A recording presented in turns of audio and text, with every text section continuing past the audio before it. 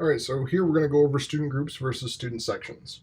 And we'll also take a step into some additional analytics, so some student analytics.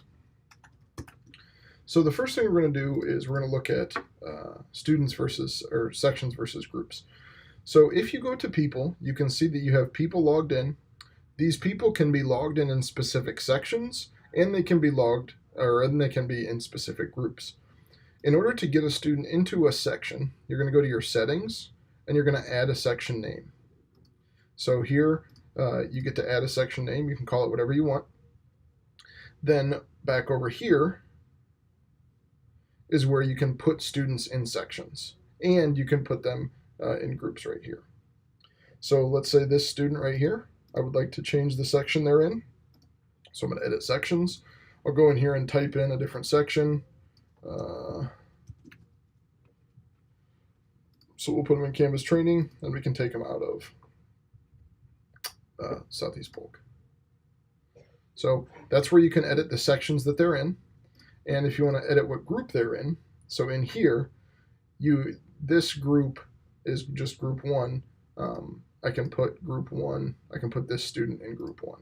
So that's where you'll see group 1. Now remember, students in the same group have to be in the same section. So if you think about it in terms of like a Christmas tree, at the top you've got your course, next row down you might have a few sections, and then next row down you might have a few groups. Each group can only be in one section. So that's the hierarchy there.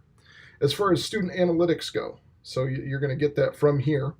When you see a student, you can click on that so you go to people, and then you can see the student. Here you can you can change some things. So we said you could edit your sections, you can change your roles, you can look at the user details. So what are some things about this user?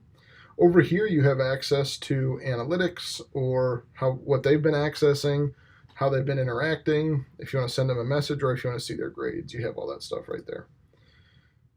You can also, if you go right here, you can look at analytics right from here. And your analytics going to be things like, when are they looking at certain things?